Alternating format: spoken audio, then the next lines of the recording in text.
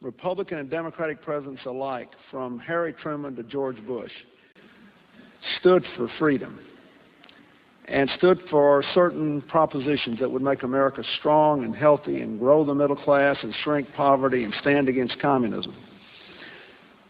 And after 1989, President Bush said, and it's a phrase that I often use myself, that we needed a new world order. You were both in Skull and Bones, the secret society. It's so secret we can't talk about it. What does that mean for America? The conspiracy theorists are going to go on. I'm sure they are. I don't know. I haven't seen the web. Number 322? First of all, he's not the nominee. And, look, I look forward... Are you prepared to lose? No, I'm not going to lose. You both were members of Skull and Bones, a secret society at Yale. What does that tell us? Not much, because it's a secret. We have before us the opportunity to forge for ourselves and for future generations a new world order, a world where the rule of law, not the law of the jungle, governs the conduct of nations. When we are successful, and we will be, we have a real chance at this new world order, an order in which a credible United Nations can use its peacekeeping role to fulfill the promise and vision of the UN's founders.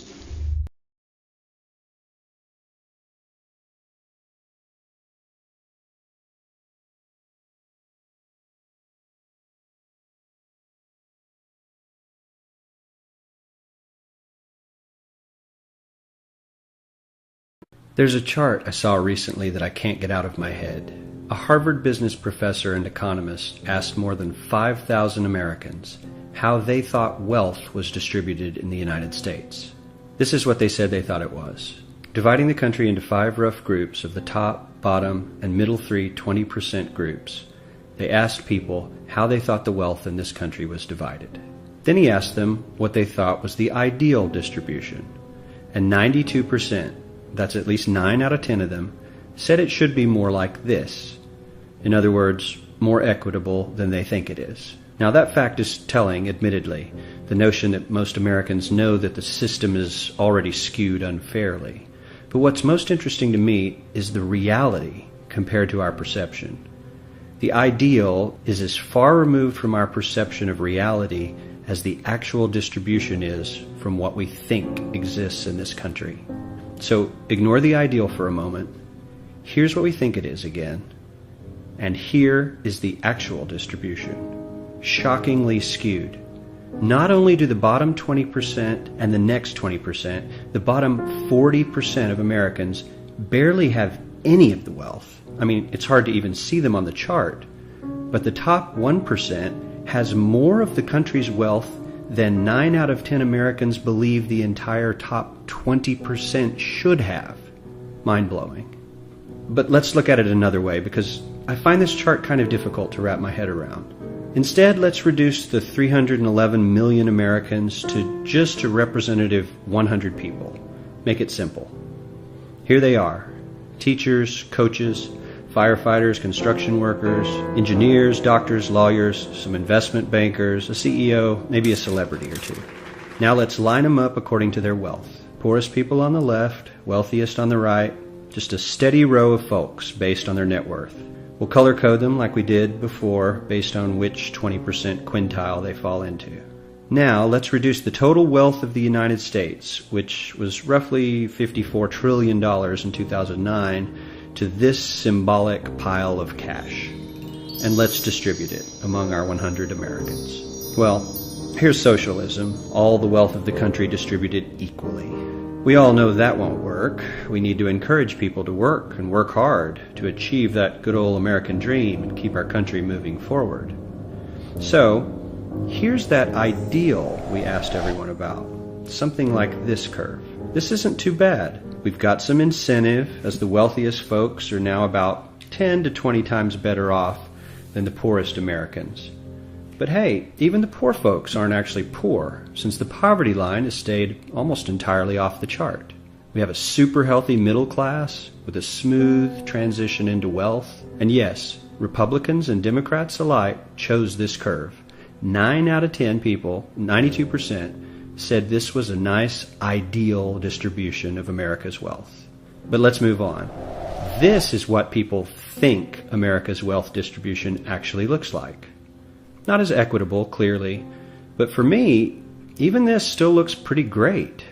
Yes, the poorest 20 to 30% are starting to suffer quite a lot compared to the ideal, and the middle class is certainly struggling more than they were, while the rich and wealthy are making roughly 100 times that of the poorest Americans and about 10 times that of the still healthy middle class. Sadly, this isn't even close to the reality. Here is the actual distribution of wealth in America. The poorest Americans don't even register.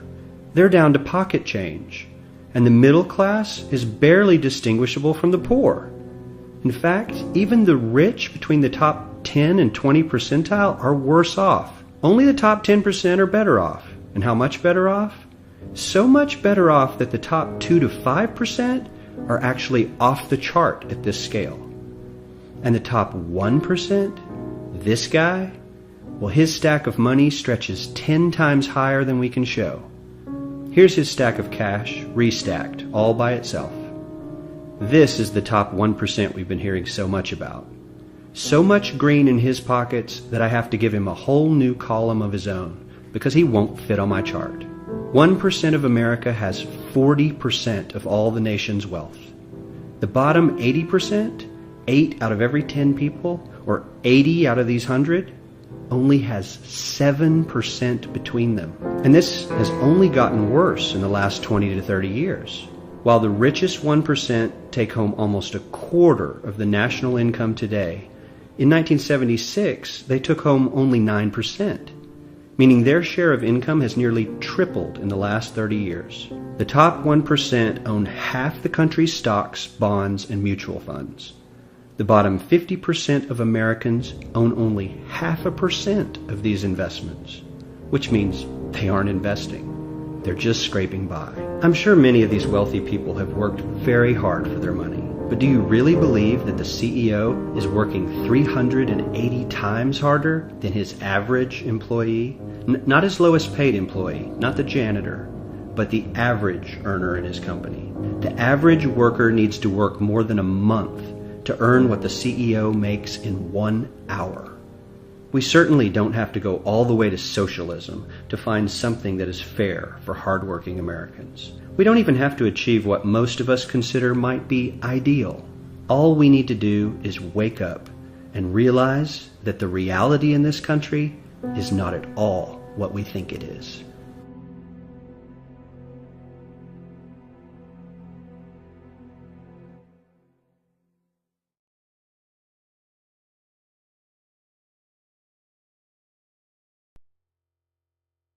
Every human on this planet is enslaved, whether they know it or not. This is not the crude and primitive slavery of ancient times.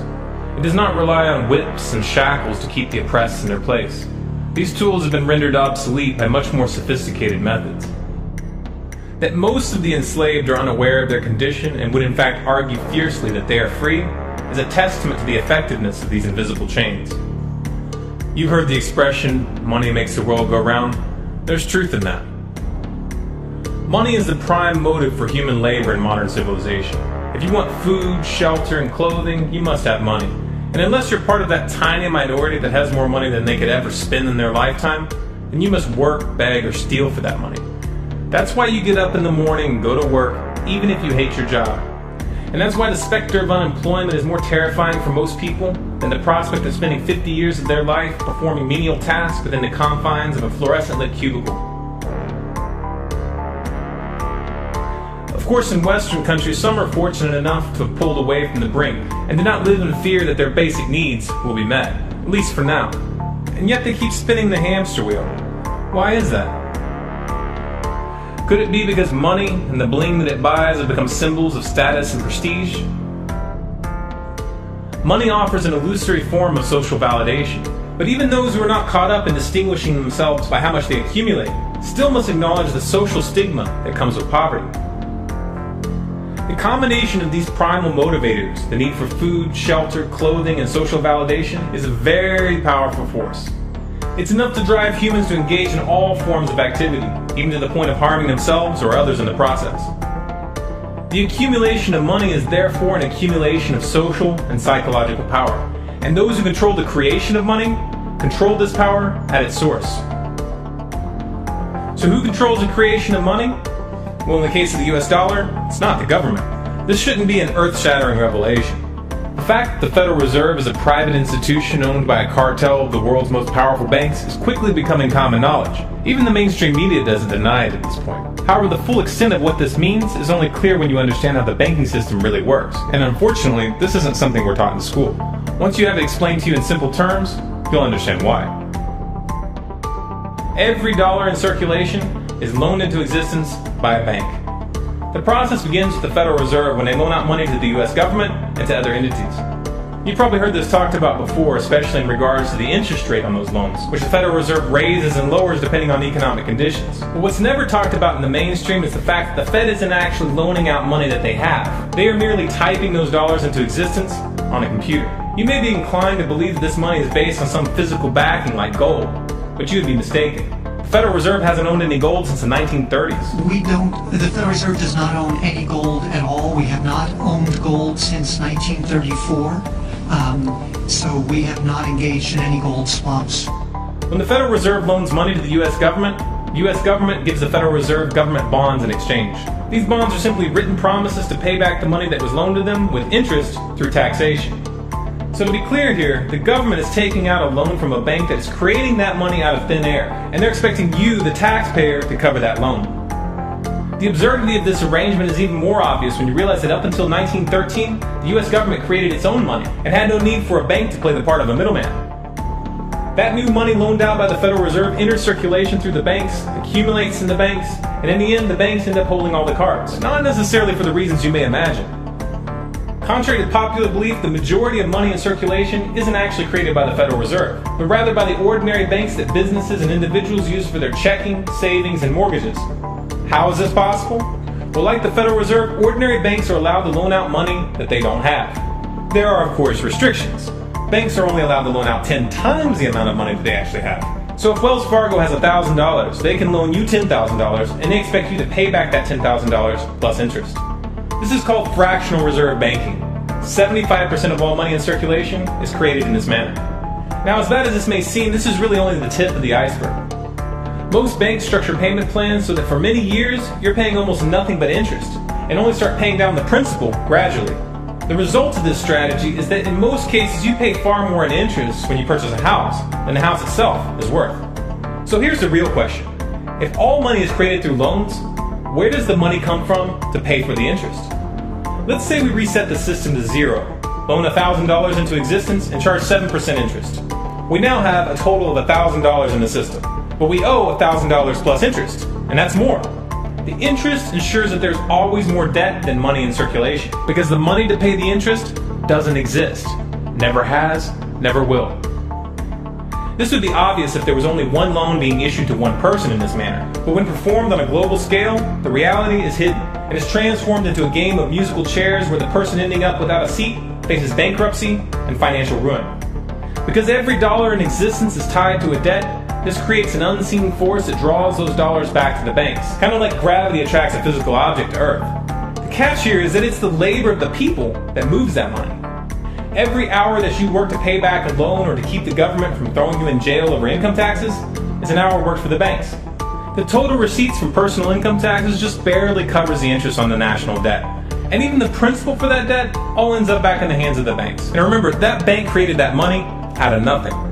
Once you understand that the money that banks loan out isn't actually an asset, but is in fact a piece of legal fiction, it should be clear that you're working for these banks for free. This is a cleverly disguised form of slavery. If you manage to pay your monthly payments, then you are a successful slave, and you are allowed to keep the material comforts that come with that status. But if for some reason you fail to make those monthly payments, then the bank or the IRS comes to take your house, your car, and anything else you have of value. And if somehow, even with this enormous financial advantage, the banks still get themselves into trouble, you, the taxpayer, will be forced to bail them out. No matter what, the banks win. To say the game is rigged is an understatement. You might be inclined to think that if you live outside the United States and you don't use dollars, then this situation has no bearing on your life. But you would be wrong. The dollar is both the world reserve currency and the only currency in which oil is sold on global markets. This is often referred to as the petrodollar status. This means that wherever you live, whether your country is an oil exporter or an oil importer, you are affected. If your country is an oil importer, then you are affected by the fact that in order to keep your country running, you have to acquire dollars. To acquire those dollars, you have to send goods and services to the United States or to someone else who did. Likewise, if your country is an oil exporter, you are affected by the fact that you send your oil to the U.S. in exchange for this debt-based money. You are exchanging something of real and tangible value for digits on a screen.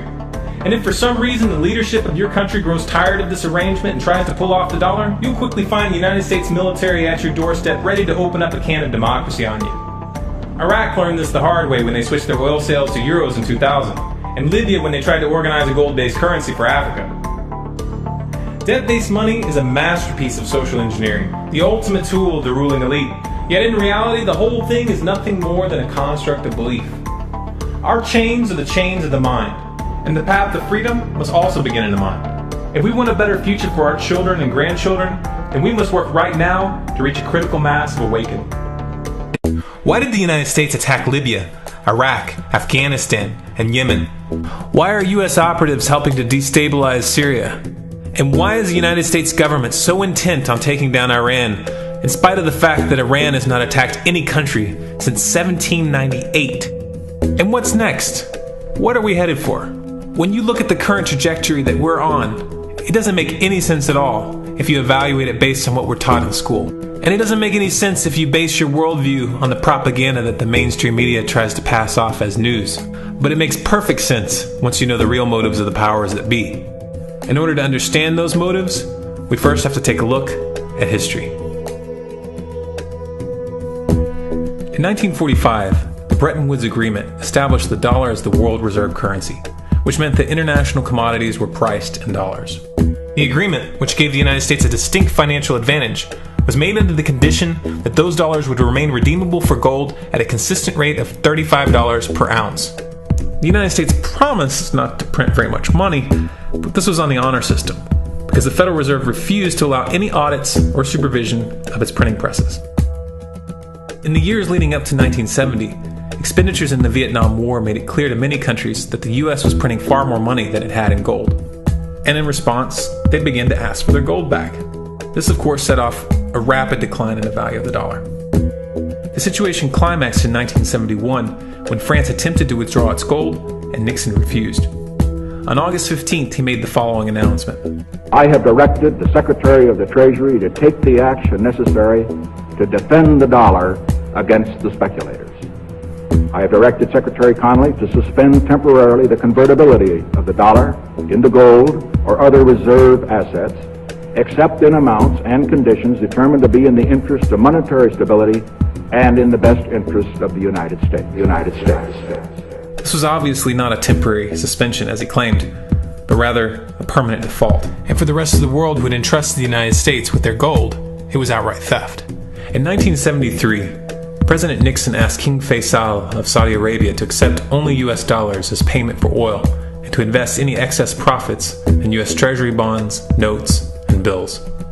In return, Nixon offered military protection for Saudi oil fields.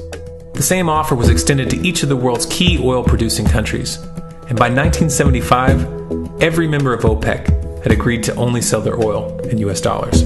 The act of moving the dollar off of gold and tying it to foreign oil instantly forced every oil-importing country in the world to start maintaining a constant supply of Federal Reserve paper.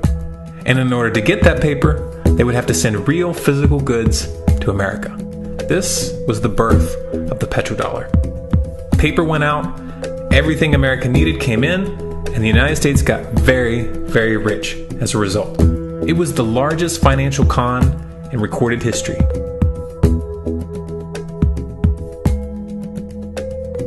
The arms race of the Cold War was a game of poker.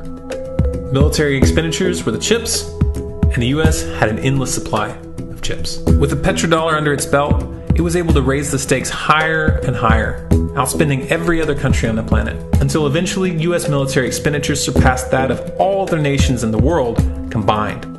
The Soviet Union never had a chance. The collapse of the communist bloc in 1991 removed the last counterbalance to American military might. The United States was now an undisputed superpower with no rival. Many hoped that this would mark the beginning of a new era of peace and stability. Unfortunately, there were those in high places who had other ideas. Within that same year, the U.S. invaded Iraq in the first Gulf War. And after crushing the Iraqi military and destroying their infrastructure, including water purification plants and hospitals, crippling sanctions were imposed which prevented that infrastructure from being rebuilt. These sanctions, which were initiated by Bush Sr. and sustained throughout the entire Clinton administration, lasted for over a decade and were estimated to have killed over 500,000 children. The Clinton administration was fully aware of these figures. We have heard that 500,000 children have died. I mean, that's more children than died in Hiroshima. And you know, is the price worth it? I think this is a very hard choice, but we think the price is worth it. Miss Albright, what exactly was it that was worth killing 500,000 kids for? In November of 2000, Iraq began selling its oil exclusively in euros. This was a direct attack on the dollar and on U.S. financial dominance, and it wasn't going to be tolerated.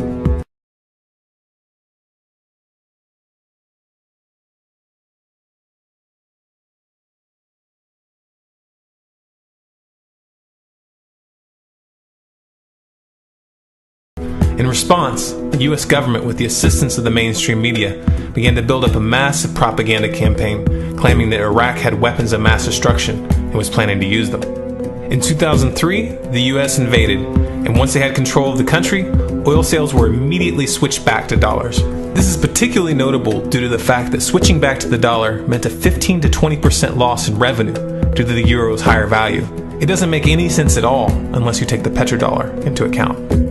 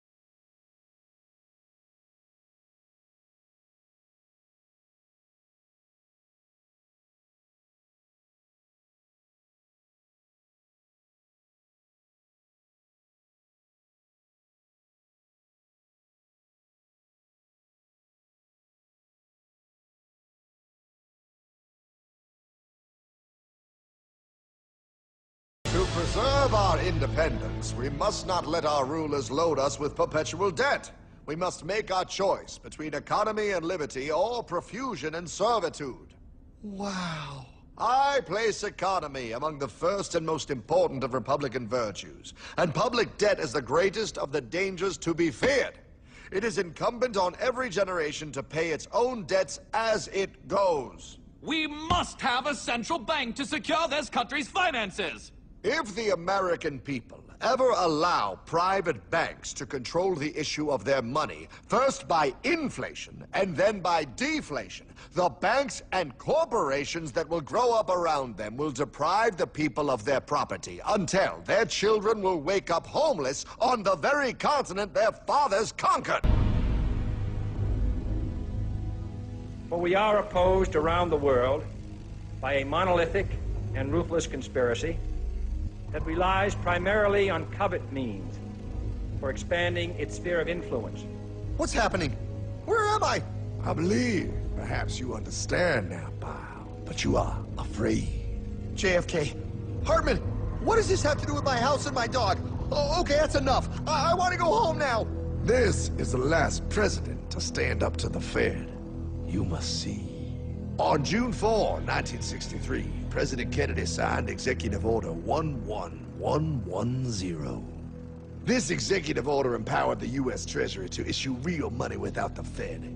It would have worked. Kennedy's plan to dismantle the Federal Reserve machine had begun. But 6 months later, John F. Kennedy went to Dallas and never returned. No way. No way they could do that. The new president, Lyndon Johnson, threw out Kennedy's order.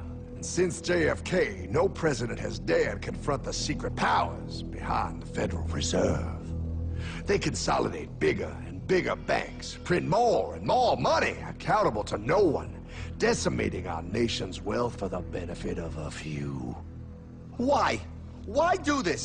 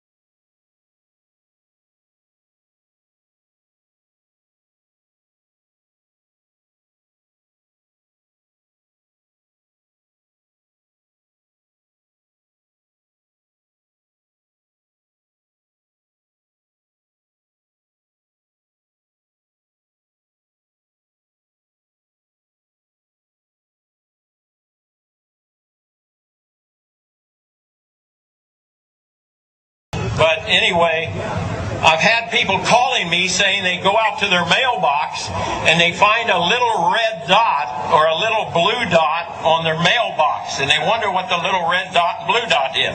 Well, it's marking your mailbox by the government, so when foreign troops come in here on us after martial law, if you have a red dot on your mailbox, they take you out immediately and shoot you right in the head. But if you have a blue dot, they take you to the FEMA camps being built by Halliburton right now to house 50 million Americans. They're building enough concentration camps in America by Halliburton that Cheney's getting rich off of, Vice President Cheney's getting rich off of, to put those with the blue dot on your mailbox in those concentration camps. Now, if you go out and you find a pink dot on your mailbox, that means that they believe you'll be a good slave and you're going to go along with the program and serve our international Antichrist masters. So watch for that dot.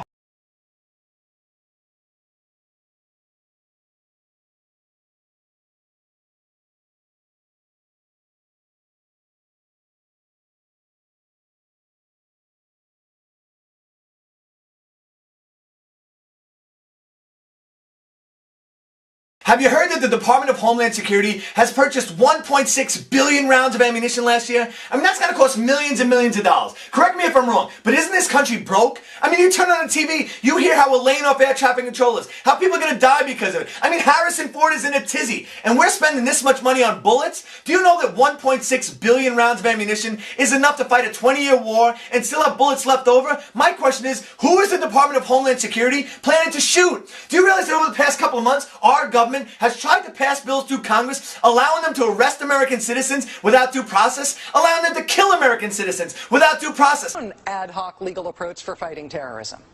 President Obama today proposed something new, something called prolonged detention. Doesn't sound that bad, right? Prolonged detention. Did you ever see the movie Minority Report? It was based on a Philip K. Dick short story. Came out in 2002. It starred Tom Cruise, remember? He played a police officer in something called the Department of Pre-Crime.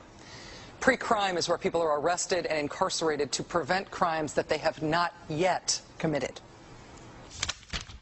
Mr. Marks, by mandate of the District of Columbia Pre-Crime Division, I'm placing you under arrest for the future murder of Sarah Marks and Donald Dubinos. Take place today, April 22nd, at 0800 hours, 4 minutes. No, I didn't do anything.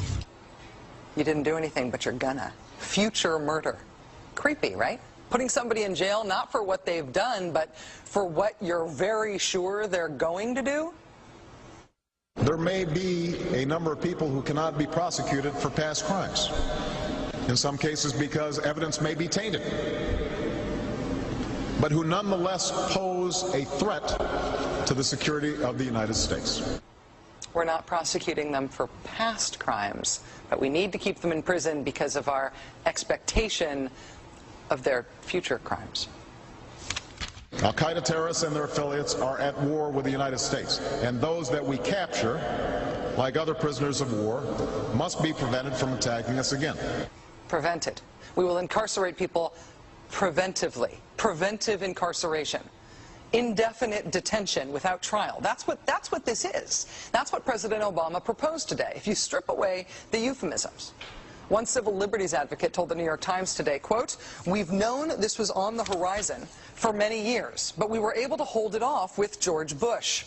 The idea that we might find ourselves fighting with the Obama administration over these powers is really stunning." And it is stunning. And it's got the 5 regions for the FEMA camps. And it talks about barricades and barbed wire and armed guards. And it says that they've built the camps and that now they need to get ready to staff them. And that they need to be ready within a 72-hour period. And so I want to challenge everybody to call their friends and their families now.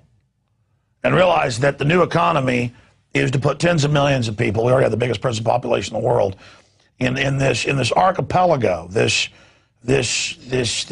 giant chain of facilities all over the country.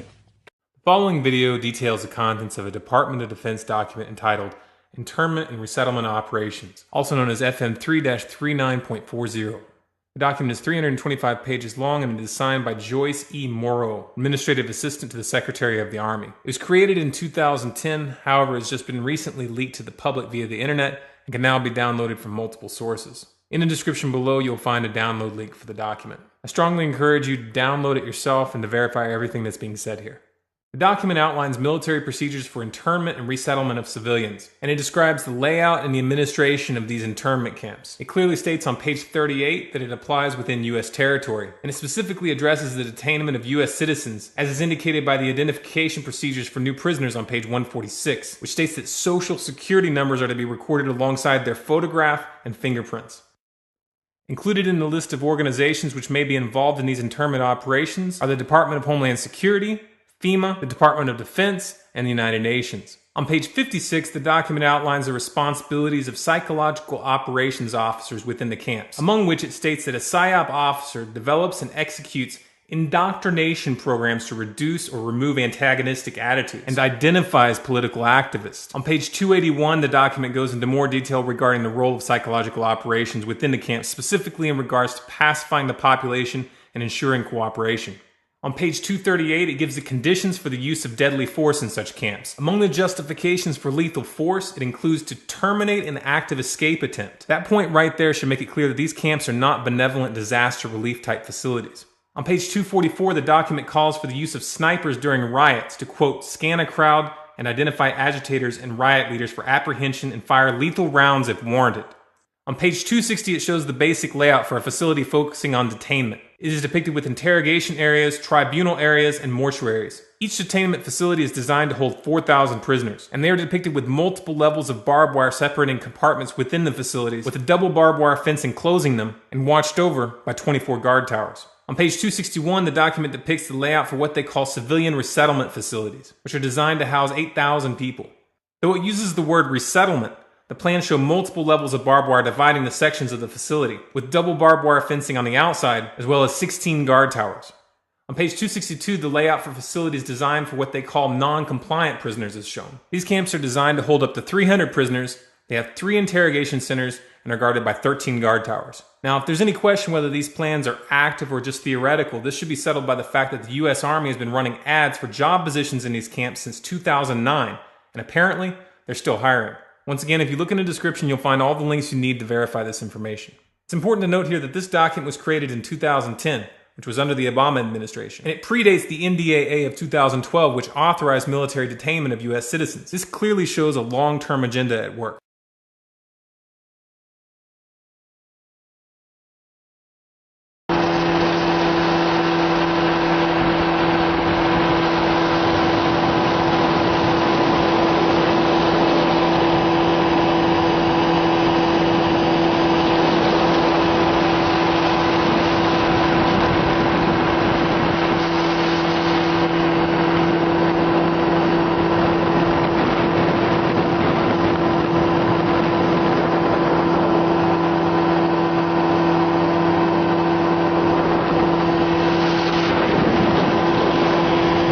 Listen to this, folks.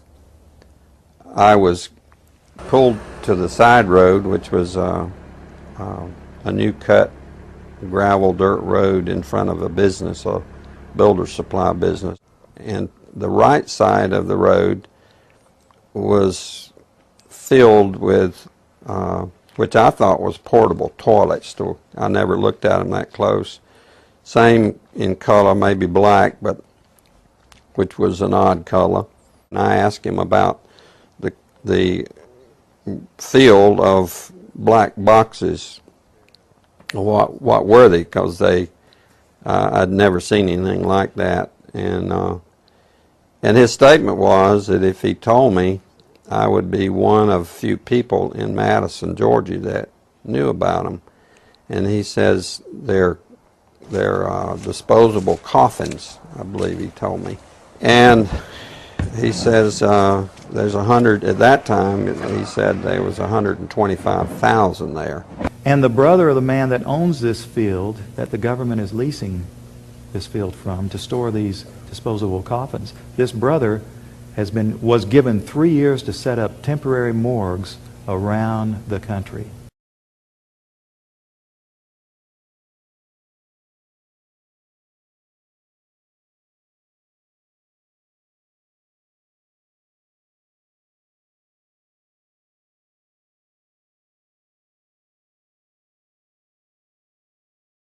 We now have a policy, as exemplified by the FBI brochure from the on counterterrorism, which says people who are defenders of the U.S. Constitution against federal government and the UN, and make numerous references to the U.S. Constitution, should be monitored as potentially murderous and fanatical terrorists.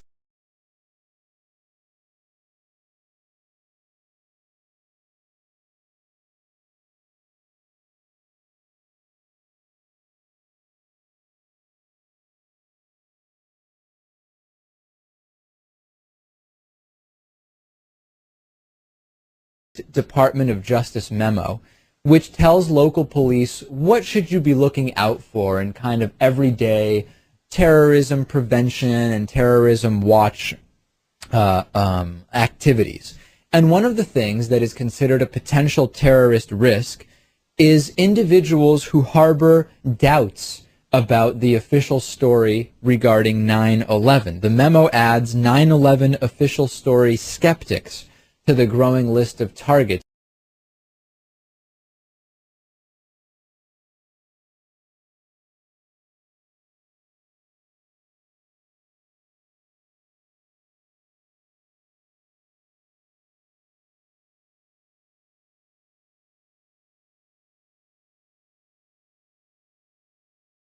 If you go outside the city of Atlanta, go east about 60 or 70 miles to the town of Elberton, and then go north on Highway 77 about 10 miles, you'll find off to the right what's called the Georgia Guidestones.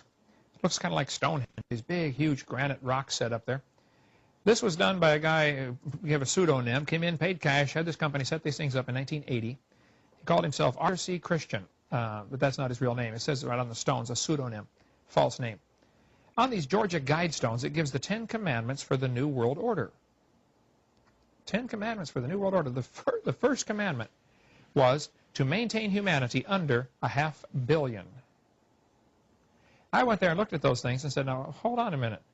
Today's population is 6 billion. They want to maintain humanity under 1/2 billion. Looks like a lot of people got to die for their plan to work, which is, by the way, the plan.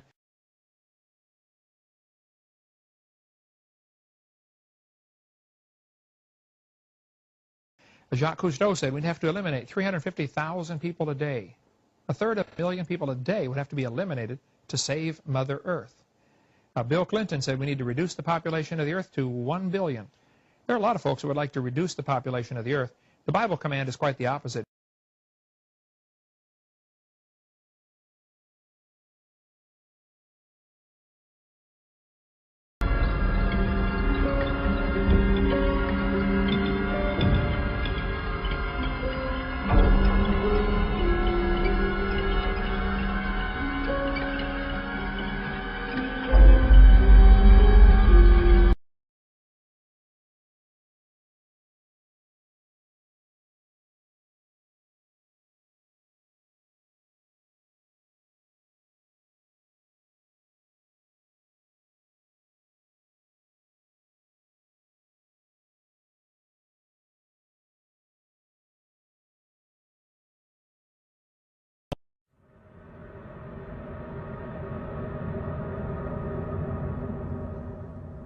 My friends, the information that you are about to witness from all of my years of research is the most important. It's been hidden in plain view the entire time. This is the ultimate secret, and it's about to be exposed.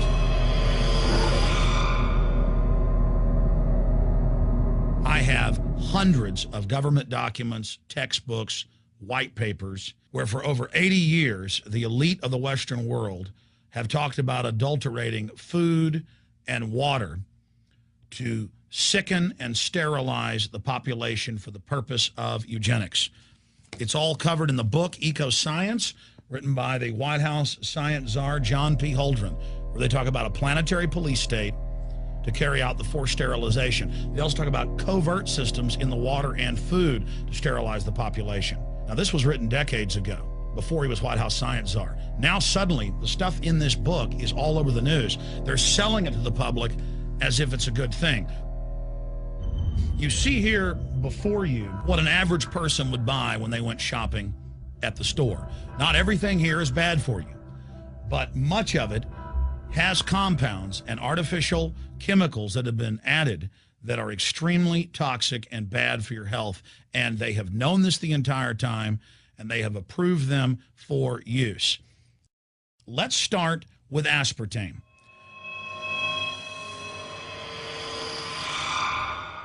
You cannot go to the grocery store now and buy any type of even regular sugar gum that hasn't had aspartame added to it.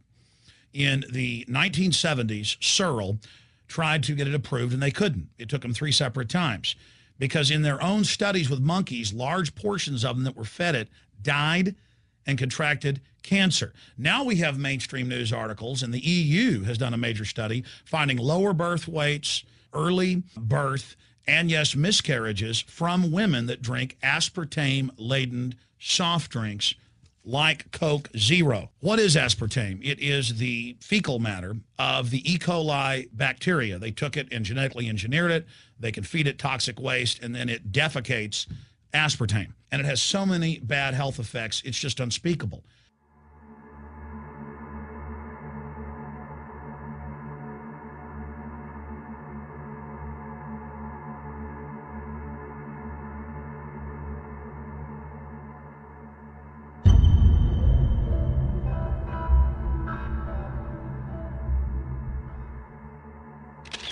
This is being done by design. It's also very, very addictive. But let's just go ahead and move away from aspartame and talk about McDonald's and chicken McNuggets. Now, I remember a decade ago or so reading health advisories claiming that a form of plastic that's used in silly putty, basically a type of silicone, was in the chicken McNuggets, but also in many other TV dinners and other foods. It is illegal in every other nation in the world to add these chemicals to the food, but it's not in the United States. The big secret is all of this was done by design by the FDA. Look at all the drugs they've approved, and then it comes out later that they knowingly approve them when these drugs are causing heart attacks and cancer.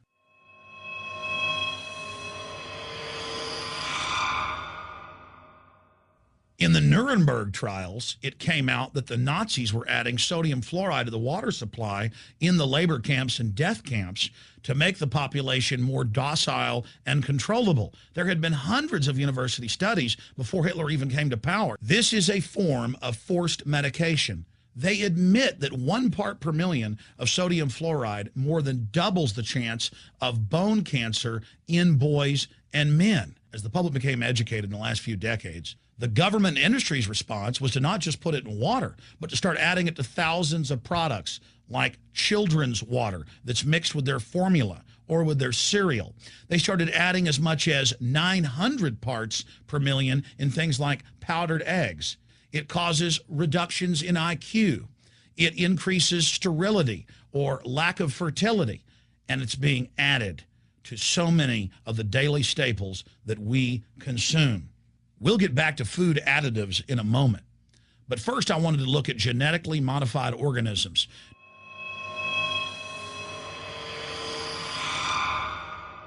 Did you know for many years the American people have been eating cloned beef and pork, and now they're expanding out into other forms of meat? Let's look at salmon first. Major university studies conclusively have proven that the type of genetically modified salmon that is actually a cross species, they've mixed other animal genes in with it, that when this fish is introduced with wild natural salmon, within 40 generations, all of the natural salmon are extinct. And the FDA approved this.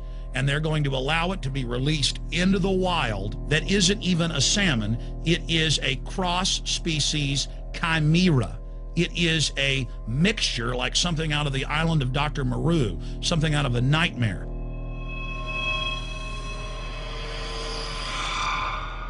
More than 85% of the corn now consumed in the United States, and it's also starting to trend that way in Europe and Canada, is genetically engineered. It grows its own pesticide within the corn kernels so that insects won't eat it. If the insects can't eat this and live, what do you think is going to happen when lab rats or humans eat it? We have literally hundreds of studies showing that not just Monsanto's, but other major GMO companies' corn, and that's the majority of corn we're now eating today in the United States, has been linked to organ failure in lab animals. The studies also show massive increases in sterility in rats and guinea pigs that are fed not just GMO corn, but GMO cotton seeds. Studies in India, Germany, and the United States have conclusively shown that when they feed the cotton seeds left over from the cotton crop from these genetically modified varieties, that the cows are having miscarriages, they are having low birth weights, or in many cases, they're simply dying. And what is in most processed foods? Genetically modified cottonseed oil. Major studies are also showing that genetically engineered crops are killing honeybees and monarch butterflies. But they don't stop there. Now they claim they're coming out with a genetically engineered mosquito that's malaria-proof that they're going to release into the open biosphere. The very genetic code of the planet is being butchered in a hostile corporate takeover. Many years ago, an executive from Monsanto was quoted in National Geographic as saying that that is their program, that they want to basically have their crops and their organisms take over the entire biosphere of this planet. And the major genetic engineer companies have focused mainly on 8 major food crops. Now they're expanding out into hundreds and hundreds and hundreds of other plants, literally changing the genetic code of the planet. This is a genetic dictatorship. This is genetic vandalism. And that's why the Rockefellers, the United Nations, and others have built these giant armored seed vaults all over the world, not just at the Arctic Circle. And they admit they're doing it in case all of this gets out of hand, that they'll have a type of Noah's Ark. So all these fake environmental groups, they never complain about this. They never talk about true environmental degradation. They want to put a tax on carbon dioxide that humans exhale, that plants respirate from and carry out photosynthesis with, as a way to shut down industrial society and control every facet of our lives. That's the big secret. This is a population reduction program. It is an epidemic. The sperm count has dropped in the Western world exponentially. Even the government has been predicting within another generation, almost everyone is going to be sterile. This is the globalist religion. This is their philosophy.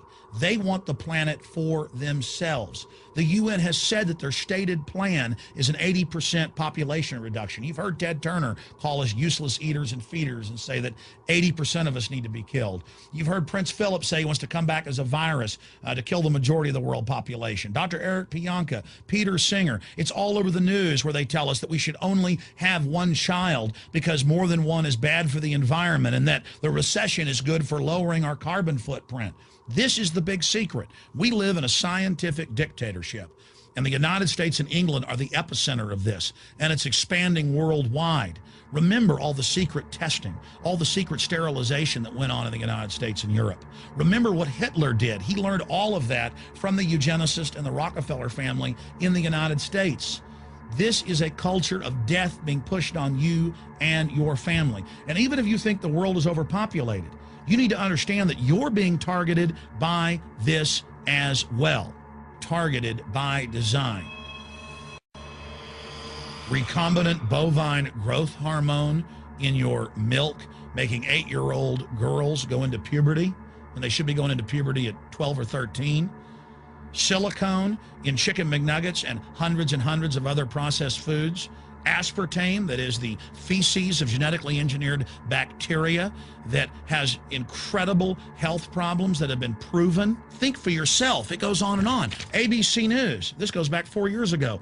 Viral meat spray, advancing food safety. They spray a live virus on the meat to supposedly kill the bacteria. This is a live vaccine they spray on most of the meat you're consuming that you're buying from the store. It gets even worse. The petroleum distillates, or toxic waste that's left over from petroleum refineries that refine oil into gasoline, they take these tens of millions of pounds of toxic waste that's left over, the fluoride, the mercury, the lead, and they dump it on crops as supposed fertilizer. And what do crops like tomatoes and corn and potatoes do? They pull in all of those toxins out of the ground In fact, scientists for many years have used plants to actually detoxify areas that have been contaminated. And those plants are pulling all of this up, and then you are eating it. That's why the Washington Post reported in January of 2008 that a major study found that nearly a third of the 55 popular brand name foods and beverage products were filled with mercury. Despite the fact that the people of Europe for over 20 years have fought off all the genetically modified wheat and corn and other crops being planted in their nation, now the EU is buckled and is accepting it. The United States is literally a testing ground for all of this. It's just automatically approved. And the people that work for these corporations, they're compartmentalized. They don't know what's going on. The people that work at these stores, they have no idea what's happening. This is affecting all of us. This is hurting everyone. Many different forms of cancer are growing by thousands of percentage points. Diabetes, all these different diseases. And in major studies, it's all been linked to the toxic additives that are in our food, our water. And I haven't even had time to get into MSG. I mean, I've interviewed brain surgeons, neurologists, scientists. I mean, it just devastates the brain. It's an excitotoxin. It destroys the liver, and it is in tens of thousands of products. We can say no. We can stand up. But if you've got a neighbor giving fluoride water to their baby, please go over and warn them. If you got a neighbor that's sitting there eating MSG-filled chips, one after the other, warn them. You've got a responsibility. If you know people that are feeding processed foods filled with GMO, warn them. And for God's sakes, don't give it to your own children. If you want to kill yourself, that's your own business. But don't hurt your children. Don't do this, ladies and gentlemen. There's been a bit of an uproar this past week due to Obama's signing of a recent bill that has become affectionately labeled the Monsanto Protection Act, or H.R. 933. So much so that it's led Senator Barbara Mikulski to publicly apologize for letting the provisions slip through. However, this is really only a small part of a much bigger pattern of corruption and collusion between Monsanto and the U.S. government. Senator Roy Blunt, a Republican from Missouri, who crafted the wording for H.R. 933, has been accused by Senator John Tester of having collaborated directly with Monsanto in the creation of the provision. This shouldn't be surprising considering that Monsanto is one of Blunt's top campaign contributors. Blunt also accepts contributions from the Crawford Group, a registered lobbyist for Monsanto. Now, the controversy in this bill is tied to Section 735, which is of course written in such a jumble of incomprehensible legalese that it's highly difficult to interpret. It's designed to make the eyes glaze over without registering that anything of significance has been stated. This is facilitated using a common legislative technique of referring to sections of a separate law, so that you have to go read the unintelligible fine print in that second document in order to understand what's actually being said. That second law in this case is the Plant Protection Act. In the description of this video, you'll find a link to both documents. Now, what Section 735 of H.R. 933 states is that if a plant is determined to be a biological pest and is therefore brought under regulation and restrictions which prevent it from being planted or transported within the U.S., the Secretary of Agriculture shall immediately grant a temporary permit or deregulation to any farmer, farm operator, or producer that requests it, regardless of what any other laws or courts may order. Now, the word genetically modified organism isn't mentioned here, and that's part of the skillful way that this was designed to slip through. Only someone who knows that by default genetically modified organisms are considered biological pests until they've been approved by the Department of Agriculture, and that they are reclassified as pests if shown unsafe, would understand the implications here. To distill this down to one sentence, if a farmer wants to grow a genetically modified plant that's been outlawed because it's been found to be harmful to the environment or human health, all they need to do is contact the Secretary of Agriculture, and they will be immediately issued a permit to cultivate these plants. Essentially, it makes it impossible to stop a genetically modified plant from being used in the United States, regardless of any laws or rulings that are made to outlaw them.